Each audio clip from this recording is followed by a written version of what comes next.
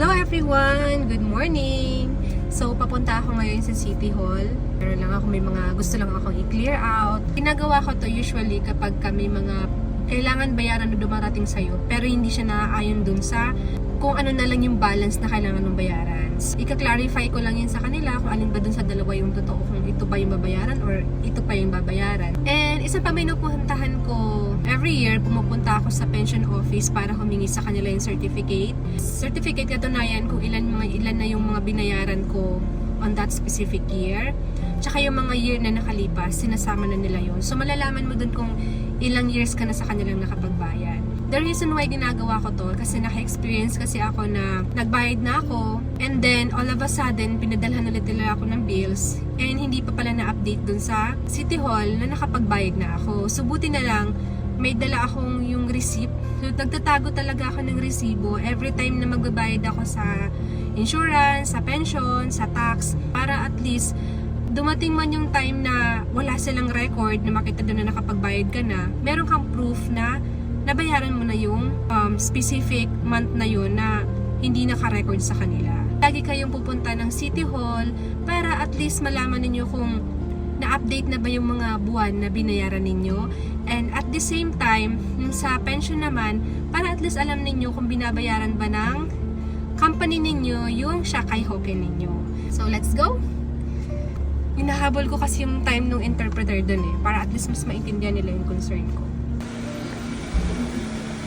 So, ayan guys, tapos na akong pumunta ng City Hall. So, dadaan ako ngayon sa Aoki. At bibili ako ng gulay at magluluto ako ng sinigang. Hey guys, nasa bahay na ako. Magluluto ako ng sinigang. At ito yung mga gulay na ihahalo ko. Yan. This one, talong, okra, tsaka spinach. Yun yung ilalagay kong gulay dun sa sinigang natin. Pero, nakalimutan ko nga na meron pa pala akong isang gagawin. Pansamantala, ilo-low heat ko lang muna siya habang ako ay nag-iigib ng tubig. Ubus na pala yung tubig namin. So, ngayon ko lang napansin. Ayoko naman nang hintayin yung asawa ko pagkatapos ng work kasi kawawa naman. Pagod siya sa work. And kaya ko naman. Nakabili ako guys ng boy bag. Boy bag! Pumunta ako kanina sa Philippine Foods kasi bumili ako ng sinigang kasi nga magsisinigang ako. And of course, bumili rin nga ako ng lemon kasi gumagawa nga ako ng lemon water every day. Tapos yung warm water na may lalagay mo siya nitong lemon, may ginger, tapos konting honey. Especially ngayon malamig, alam mo na, uso yung ubo. So, effective siya para maiwasan yung ubo at sipon. So ngayon, mag-iigib muna ako. So, mag-igib na tayo.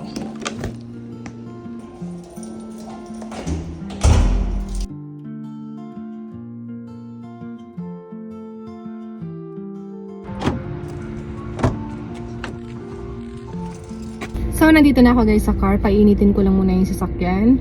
So, ano ba yung nangyari sa akin kanina sa City Hall? Hindi ko na na-open sa inyo, no? Kasi sunod-sunod yung mga ginawa ko.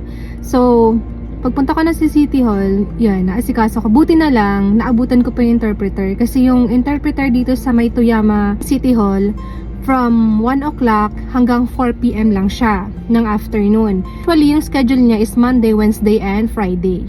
Pero pag Friday, lagi daw siyang available. So, sa mga kababayan natin dito sa Toyama na gusto magpa-assist sa City Hall, kung marami kayong concern and gusto ninyong mas maintindihan nung kausap ninyo yung concern ninyo, meron din interpreter, Monday, Wednesday, Friday, from 1 o'clock hanggang 4 p.m. lang siya ng afternoon. At nakauwi na ako sa bahay. Dito na ako, naglagay na ako ng sinigang and later ilalagay na natin yung mga gulay. Ayan, naglagay na ako ng sinigang. Saktong-sakto yung pagdating ko sa bahay kasi ang lambot na nung karne. Gulay. Ayan. Bigay ng sustansya dito sa niluluto natin. Yung asawa ko kasi maki-okra yun. Mahilig siya sa okra. Paborito niya yung nagulay. At least, bago man ako aalis mamaya, kasi meron na naman tayong pupuntahan mamaya. Na-invite kasi ako ng ka-work ko dati. So, magkakaraoke lang naman kami. Konting banding kasi nga last day niya na rin sa work. At lilipat na rin kasi siya ng ibang work. So, ayun, magka-banding lang kami, karaoke. isasama ko kayo dun sa banding namin. Pero hindi ko alam kung share ko sa inyo sila kasi syempre may mga tao rin naman kasi na nire-respect ko na ayaw nilang na-expose sa mga vlog. So, okay lang yun sa akin. I do really respect that. So, kita-kita na lang tayo ulit mamaya, no? Tapusin ko lang muna itong mga gagawin ko dito sa apartment. This is our sinigang.